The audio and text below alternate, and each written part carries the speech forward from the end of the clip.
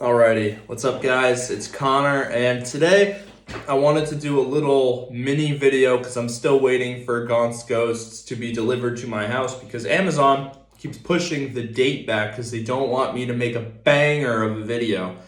But no, I'm just playing. They are pushing it back though. But figured I'd start a little something that was on my mind. So I wanted to do like a video, meme lore versus like legitimate lore. And I figured since I made a video on Motarian, however you say it, someone corrected me because maybe I was saying it wrong. But Motarian, I feel like I'm saying it how it's spelled. But whatever. Shitlord, we're going to call him that.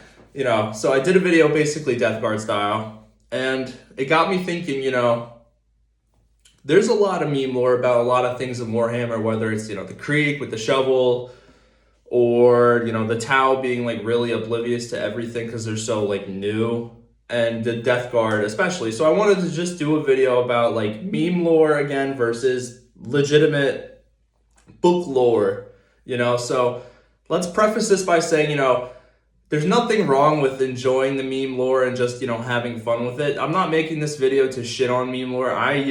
When I read stuff and I see other people post stuff, I'm like, yeah, it's funny, and I like that. I'm not hating. But I do just want to make it clear though, if you go into the setting and you really only get your lore from other YouTubers or from excerpts, I say it every video, you're really missing a lot of the context of what makes these factions or characters who and what they are, and you're potentially cheating yourself. Maybe not cheating yourself, but you're kind of limiting the enjoyment you can really fully achieve by seeing the context behind these iconic moments that lead to the memes. So let's start with, again, the Death Guard. So people think Death Guard and Nurgle.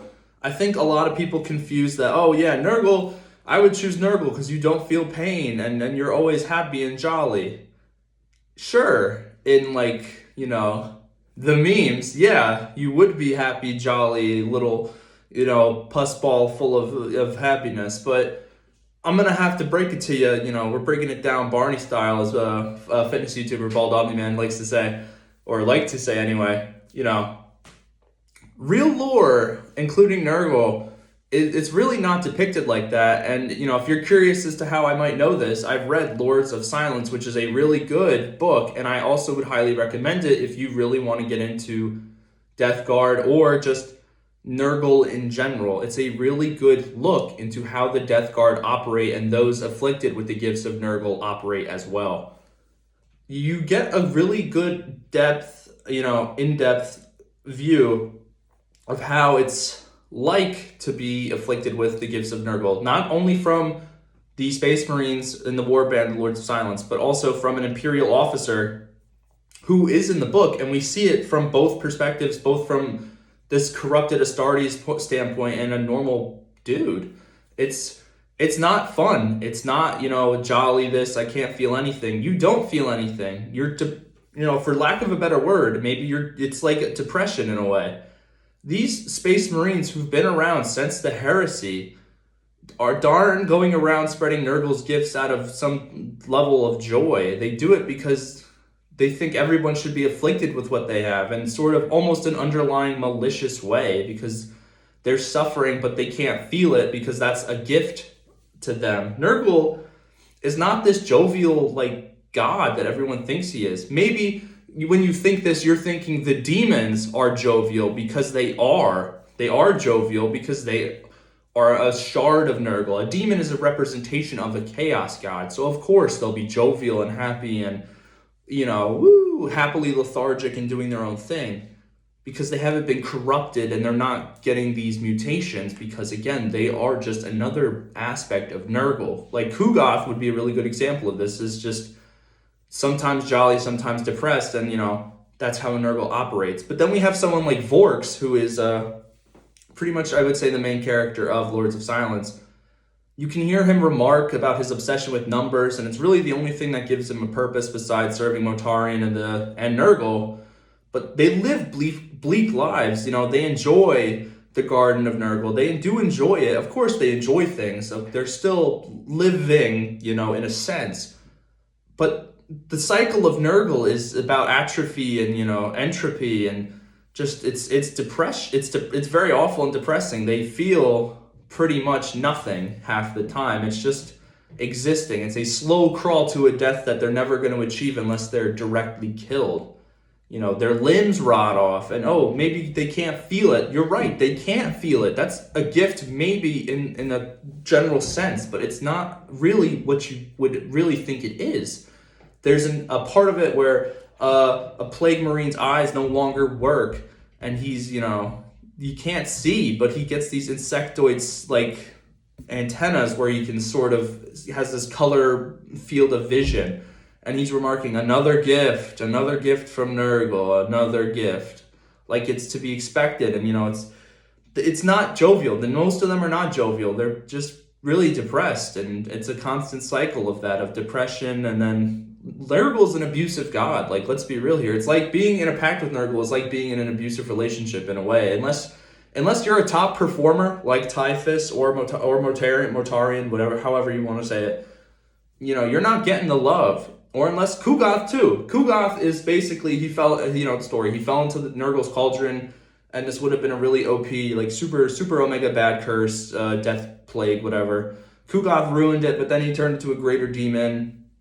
And Nurgle was happy because he can still spread it. And then Ku'gath is depressed always because he screwed up Nurgle's chance of making the ultimate thing. And it's like an abusive, like an abusee and abuser relationship. Ku'gath is always striving to perfect Nurgle's things, and Nurgle won't ever tell him that, it's enough because he wants him to keep spreading curses and plagues and all this shit, and it's the same with Mortarion. It's a constant cycle of self-hate and, keep fulfilling it, you keep failing, and Nurgle, I know there's the famous excerpt in Godblight too.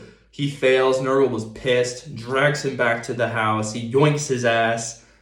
And it's brutal. And then let's kind of hop from Astartes, because I feel like I'm not nailing the point as much as I want to.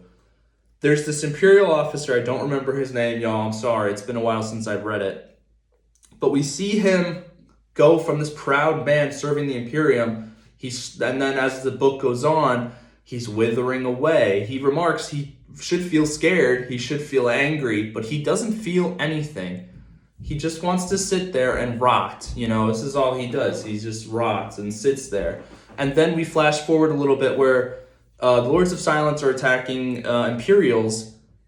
And this, the Imperial soldier I was just mentioning, or official officer, however you want to say, I don't remember his rank, goes up to these Imperials and tries to talk to them. They start shooting at him, and he's confused as to why until he sees his reflection in like a puddle, and he realizes he's basically like a husk of a man, a zombie, a petrified, corpse carrier, or plague carrier in a sense.